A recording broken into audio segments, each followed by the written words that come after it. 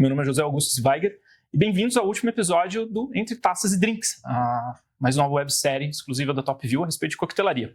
Hoje eu estou com os meus amigos aqui. Esse é o episódio de encerramento, inclusive. Então, são sobre histórias de bar, tipo a convivência de cada um aqui, a caminhada de cada um, o que a gente já viveu. E hoje eu estou aqui com o Krause, com o Iji e com a Miyuki.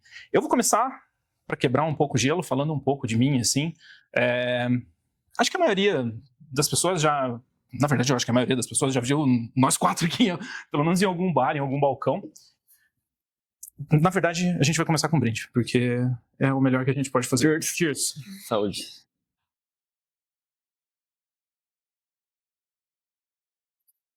Bom. Feito isso, eu comecei trabalhando em bar há mais ou menos 10 anos. Meu primeiro emprego foi no Noma. Então ali eu já comecei a nichar um pouco o meu público e ali já aconteceram algumas coisas assim que meio que ditaram como que ia ser a minha caminhada, por assim dizer. Depois do Noma eu passei para oficina, depois para Praia Brava, daí lá no Felíssimo e voltei para cá para abrir o Grupo Opti e hoje consultoria e, enfim, várias outras coisas e evento, que é basicamente o espelho da carreira de muita gente. Uma das coisas mais legais que aconteceu comigo no Noma, especificamente, foi quando, eu acho que, inclusive, vocês estavam aqui, todo mundo trabalhava à noite já em 2018? Não. Não? Meu Deus. Comecei em 2019. 2019? Você trabalhava de dia? 2021. 2021. Bem, então só eu trabalhava à noite em 2018. Foi quando, mas todo mundo lembra dessa noite, pelo menos, foi quando teve o show do Foo Fighters aqui em Curitiba, foi na Pedreira, que basicamente travou a cidade inteira. E trabalhando no Noma, o Foo Fighters e o Queens of Stone Age, inclusive, que eu achei bem mais legal, eles ficaram hospedados lá no Noma. E, cara, foi um final de semana caótico, assim, tipo, todo mundo, a galera ia lá pra pedir uma água, assim, ó, pra ficar sentado ou no... Vocês já foram no Noma? Não. Já? Cara, tem o hall, assim, de entrada, daí você sobe e tem um restaurante lá em cima. E, as pessoas iam pra pedir uma água pra ficar sentado ali, pra ficar esperando o Dave Grohl, tipo, sair do quarto, assim, e passar pelo restaurante. Aquele dia foi um caos, cara, foi terrível, porque a gente tinha que ficar limpando o hotel o dia inteiro, atender a banda, foi um saco, assim, não por eles serem chatos, mas porque a demanda é muito alta, tipo, artista internacional. Mas foi muito divertido porque a gente conseguiu atender todo mundo. Nesse dia eu fiquei de castigo, todo mundo ganhou ingresso para ir no show, e eu era o cara com fluente inglês ali melhor. Eles falaram, ó, Zé, você não vai no show, mas eles vão voltar do show depois, eles vão jantar aqui no hotel. Então você vai atender eles depois, tá? Eu falei, que horas? Falaram, 2 horas da manhã. Eu falei, então tá bom, né? Fiquei lá até 2 horas da manhã, atendi o Dave Grohl, Taylor, todo mundo, mas eu acho que a coisa mais legal foi fazer amizade com o Josh Homme, que é o vocalista e o guitarrista, o líder do Queens of Stone Age. Eu gosto muito mais de Queens of Stone Age do que Foo Fighters, cara, e aquilo ali pra mim foi bem especial, assim, ele ficou sentado no balcão, assim, e, putz, cara, foi animal, assim, o cara, consegui trocar ideia com ele, consegui conversar a respeito de... Não tinha muita abertura, né? Mas de como é viver em turnê, viver, e a vida de rockstar é bem isso que a gente imagina, assim mesmo. Tipo, o cara nem sabia em que cidade ele estava. E uma das coisas de despedida foi que no último dia, na última noite que eles estavam lá, eles foram todo mundo jogar poker e eu não fiz nenhum coquetel pra ele, cara. Ele ficou tomando suco de laranja, tipo, o tempo inteiro que ele tava lá. Só que daí na última noite eu espremi 2 jarras de suco de laranja, desci 2 garrafas de Dom Julio, não era Dom Julio, era Patron, cara. Coloquei 2 garrafas de Patron lá na sala de reunião e eles queriam jogar poker, a gente não tinha ficha de poker. Aí eu fui no mercado, comprei um monte de pacotinho de M&M, separei os azuis, dos vermelhos, dos amarelos, dos marrom e fui distribuindo pra galera ali. Daí, tipo, cara, bati meu ponto, fui embora.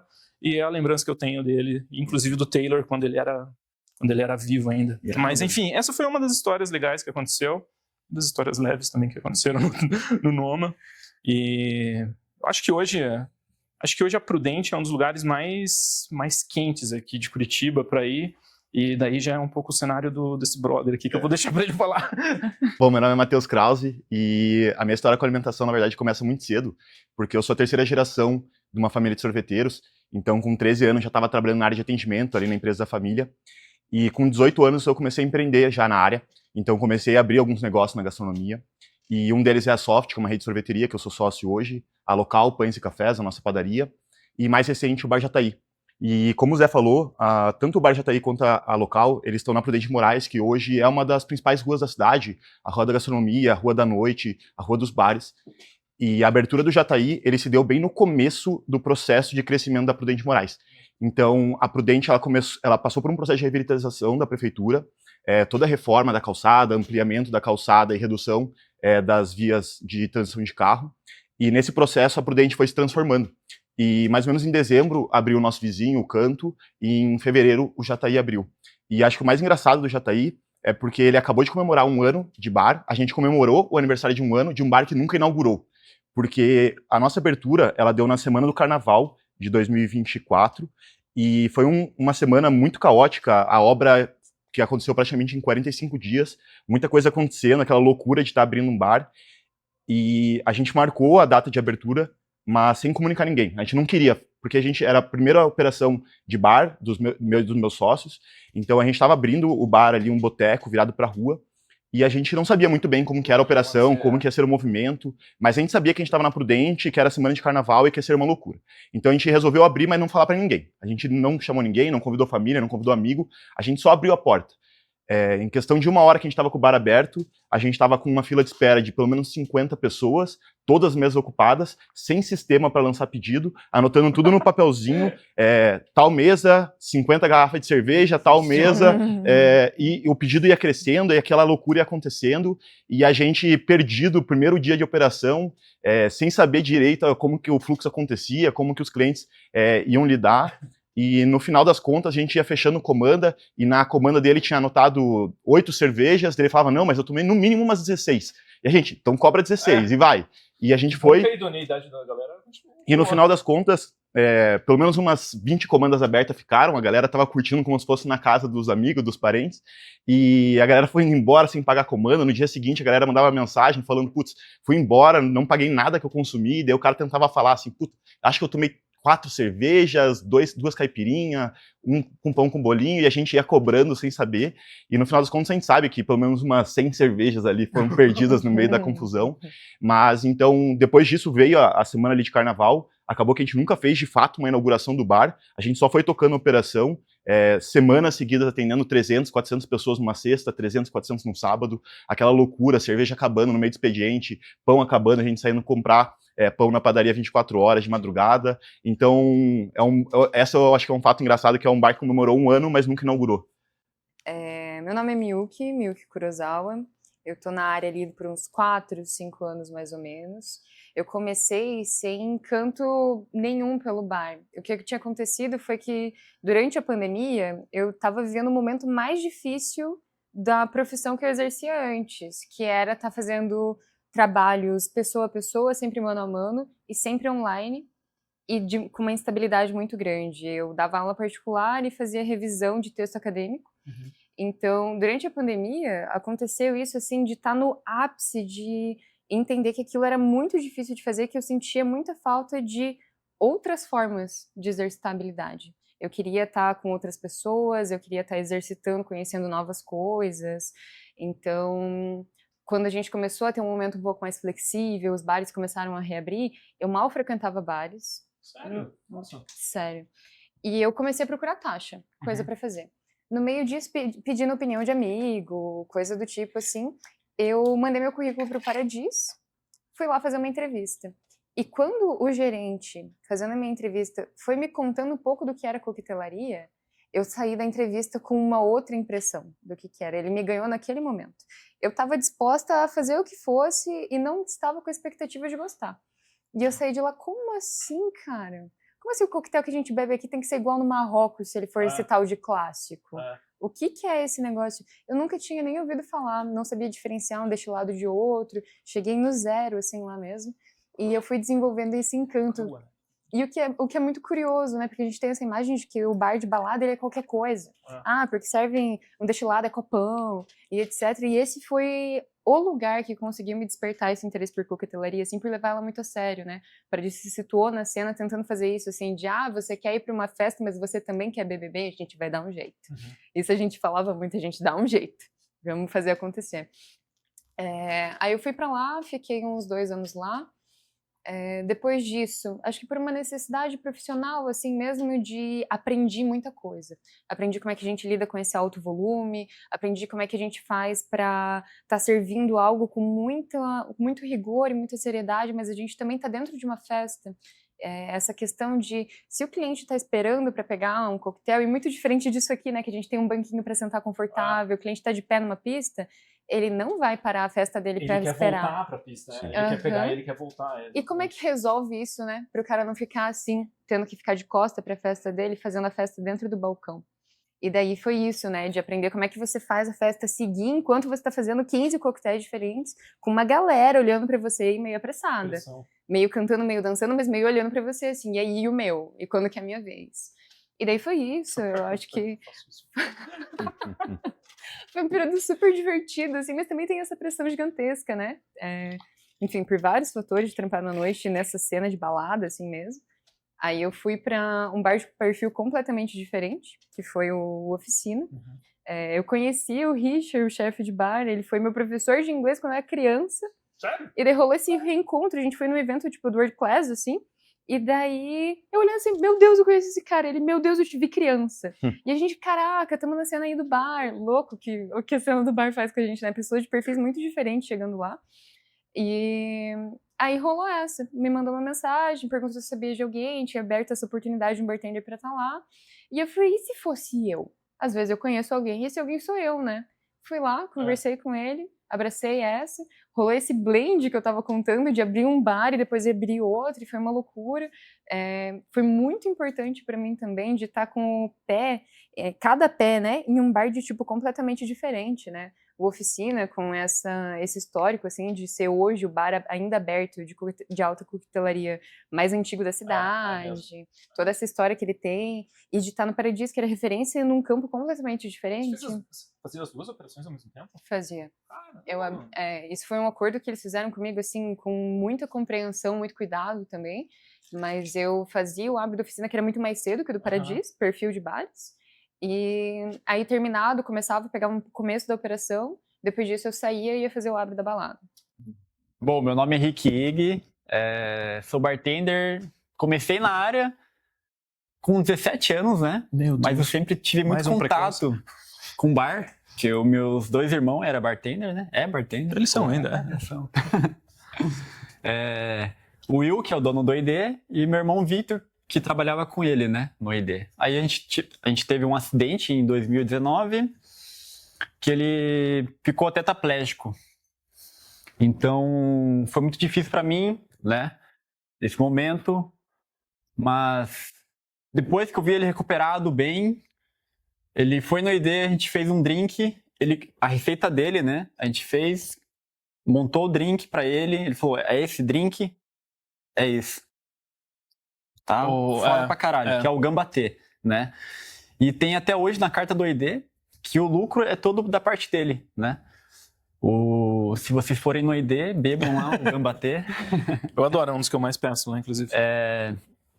Então esse é um momento muito marcante na minha vida, atrás da barra, né? Do bar, que é ver meu irmão bem, feliz por mim, e ele tá se recuperando, né? Então Não, isso é extremamente nobre, Henrique.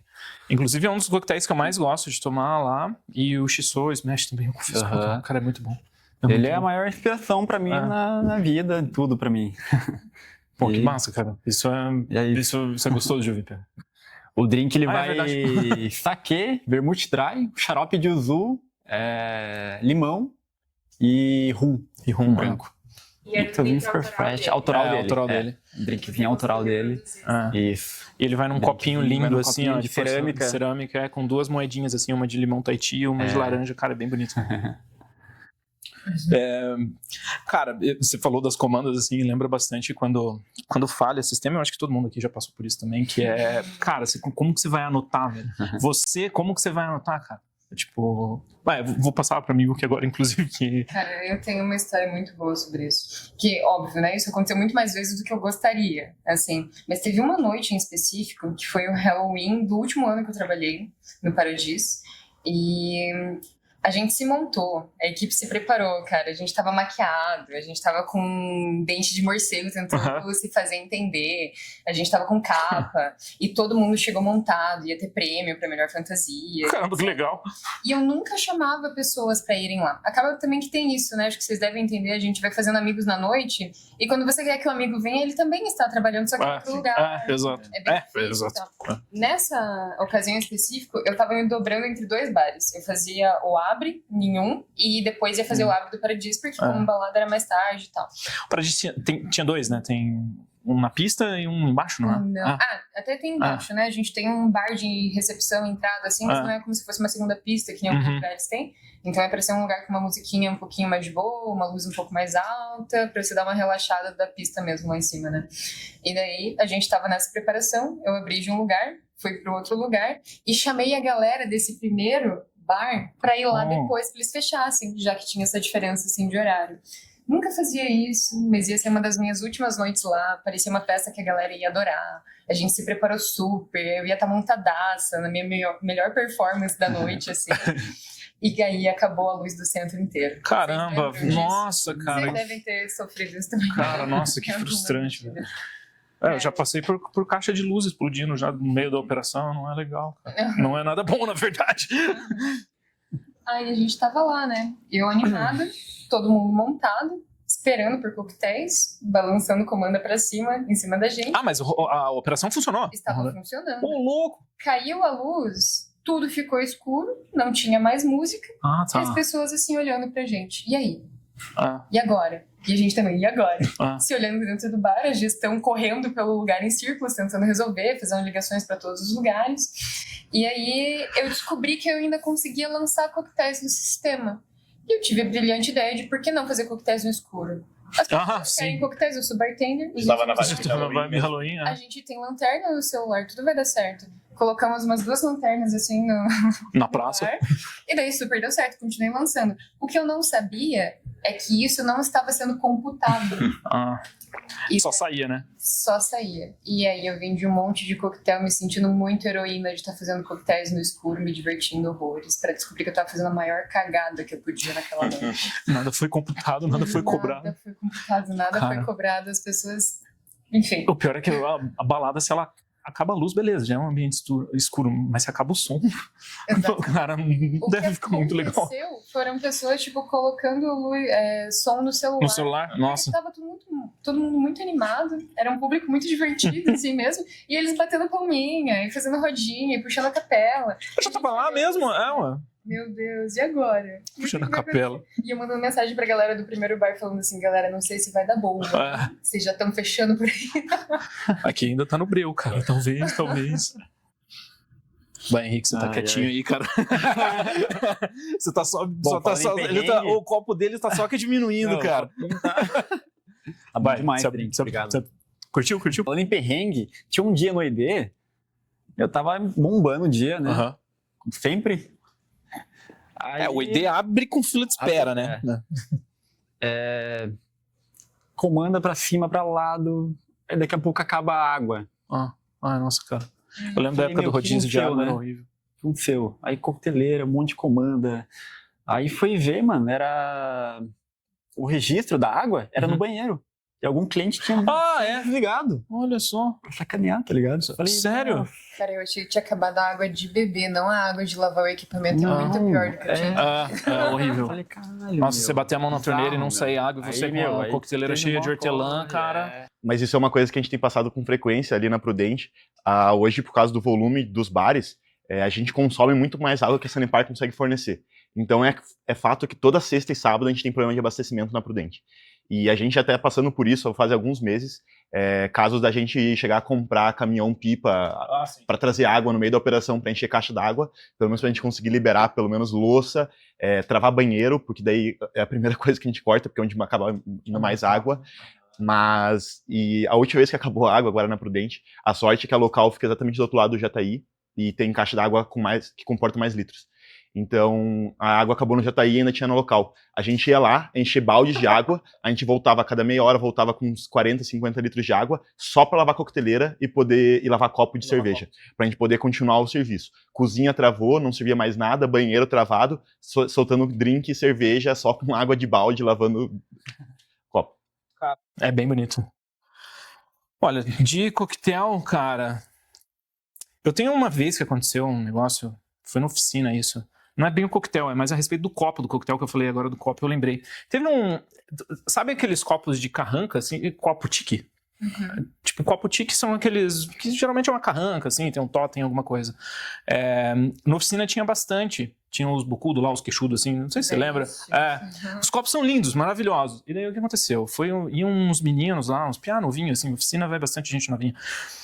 Cara, os piás foram, pediram um coquetel e, pô, sumiu o copo. A gente não reparou que o copo sumiu, porque, cara, você tá lavando tanto copo ali durante a noite, some, velho, some mesmo.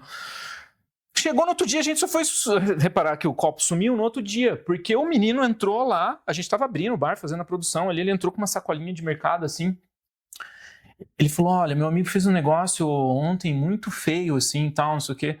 Daí eu falei, o que ele fez, cara? Aí ele abriu a sacolinha assim, ele levou esse copo. Daí eu falei, que legal, você veio devolver? Ele falou, não, ele perguntou se ele pode ficar. Eu falei, não, velho, você não pode ficar com o copo, cara. Falou, mas é que ele mandou eu vir aqui perguntar se eu podia ficar. Eu falei, cara, não, mano, você não pode ficar com o copo, velho. Mas é que é tão bonito. Eu falei, pois é, mas também é nosso, né? Você não pode levar pra casa assim, cara. Coitado do Piá, nunca mais eu vi ele lá. Enfim, acho que ele nunca mais foi na oficina. Teve um dia que eu recebi uma comanda de coquetéis, né? Que tava escrito Negroni sem álcool. Aí eu falei, what the fuck? Mas pediram mesmo? Pediram, aparentemente né? pediram, Aí eu falei pro atendente, né? Explica lá pra ele. Que não tem como não fazer. tem como, né? Eu não vou servir um copo com um cubo de gelo e uma rodela de laranja. Pessoal, a gente vai para o nosso segundo quadro agora, que é o ping-pong. Mas antes disso, eu vou apresentar o que foi o combustível aqui para a gente falar todo esse tempo que a gente falou, né? Eu vou começar por você que tá com o sour mais refrescante. Que tô tomando um daiquiri. Foi isso que eu fiz, é verdade. Daiquiri, clássico da coquetelaria chique, assim, dos primórdios até. Rum, açúcar e limão, batido na coqueteleira. Taça de dry martini ou taça coupé. Extremamente refrescante, fácil de tomar. 3 goles, acabou. O coquetel que diferencia o bar, né? Um coquetel com 3 é verdade. Simples. Se bem feito, excelente. Se mal Feito, executado, já mata o fica... bar. E também é o aperto de mão entre bartenders, né? Tipo, o cara não sabe... Não é que ele não sabe o que atender, mas tipo, cara, vou te fazer um daiquiri aqui. É quase uma cortesia, assim, cara. Eu e a Miyuki aqui, a gente tá rachando um Negroni. Isso. Que eu acho que todo mundo conhece, né? Gin, vermute, Campari, sem erro. A laranjinha, a casca de laranja para dar um perfume. Vocês estão assistindo esse episódio à noite, tá? Mas o Kraus aqui mandou um Dry Martini segunda-feira, 2 horas da tarde, então. Um Dirty Martini, inclusive. Eu confesso que eu sou da família Dry. Dry. Assim, Dirty já não é muito a minha praia. Mas o Dry Martini, acho que todo mundo conhece, que é gin puro gelado com vermute e uma azeitona. Que é o que basicamente tem aqui. Esse tá bem gostoso, inclusive. Então a gente vai agora fazer o nosso ping-pong para encerramento aqui do episódio. E a ideia é ser bem ping-pong mesmo. Eu vou começar por você, e daí depois vocês dois. E eu vou falar e você rebate na hora. Eu vou fazer por perguntas, na real. Coquetel favorito? Dirty Martini, extra dry e muito sujo. Muito sujo. Extra dirty. Extra dry, extra dirty. É isso. Daiquiri. Eu não tenho. Não tem um. Eu não tenho. Acabou todos os coquetéis do mundo, você precisa escolher um. Não dá. Depende muito do dia. Eu tenho uma tendência. Paladar de velho pinguço, coisas diretas, preferência por amargor. Mas daí, dependendo do dia, eu gosto mais de um ou mais de outro. Sour favorito? Macunaíma. Porra.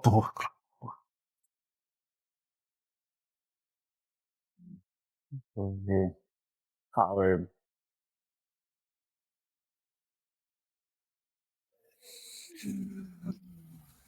Macunaíma também. Macunaíma. Clássico brasileiro, né? Tudo isso falando Macunaíma. Macunaíma.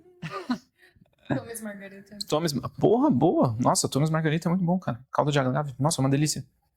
Pesado favorito? Aromático, assim, álcool sobre álcool. Sobre álcool. Hank Bank. Hank Pank, porra. Dry Martini. Dry Martini. Dry Martini. Vesper. Vesper. Tá, Vesper. Você gosta de álcool? Pô, você gosta de álcool mesmo, Eu cara. sei. Acompanhamento pra coquetel. Comidinha de boteco. Azeitona. Azeitoninha. Já vai no dry direto pro...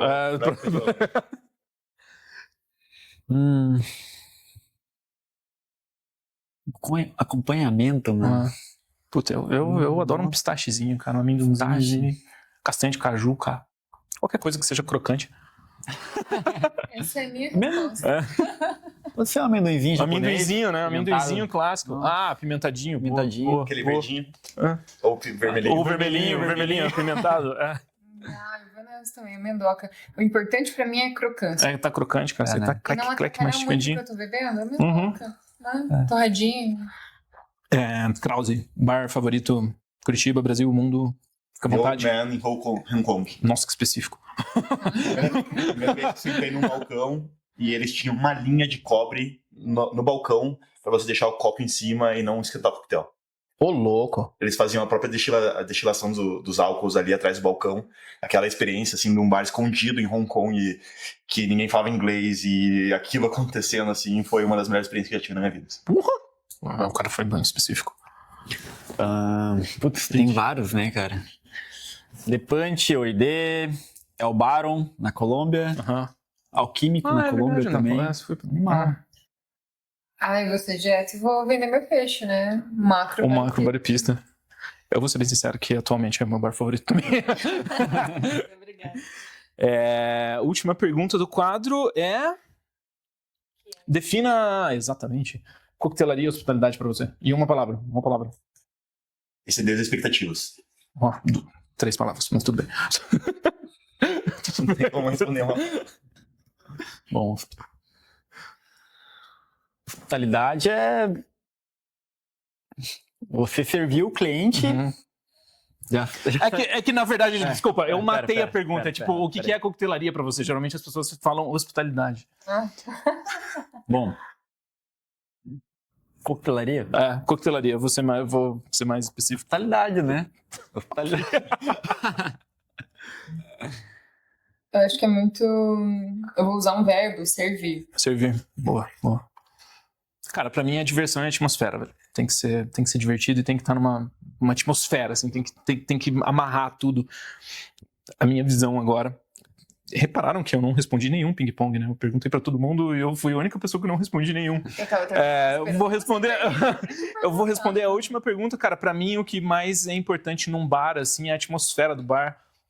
O copo que tá no copo, a receita é muito, obviamente, mas tem a moeda de troca ali, tipo, eu estou pagando um montante de dinheiro, que seja 45, 50, 30, então eu espero algo equivalente àquilo. Agora, o que a galera entrega a mais, que é o que tá da atmosfera, do atendimento, da hospitalidade, da ambientação, de você entrar num lugar e falar, caramba, velho, onde é que eu tô, meu? Isso é o que vai fazer eu levar o lugar pra casa e eu querer voltar, cara. Isso pra mim a atmosfera é o que define um bar, assim. A junção, né? Tipo, cara, tudo, né? porque senão eu bebo em casa.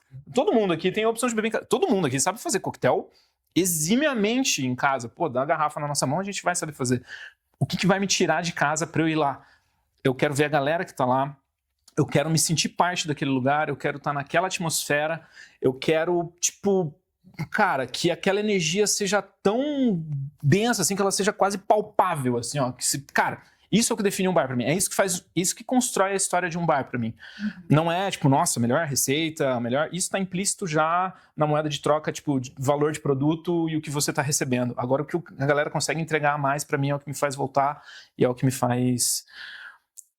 deixar o lugar ali no coração, assim, deixar ali no peito. E eu acho que é isso, né? Encerramos... Não só o episódio, mas encerramos a série como um todo, então...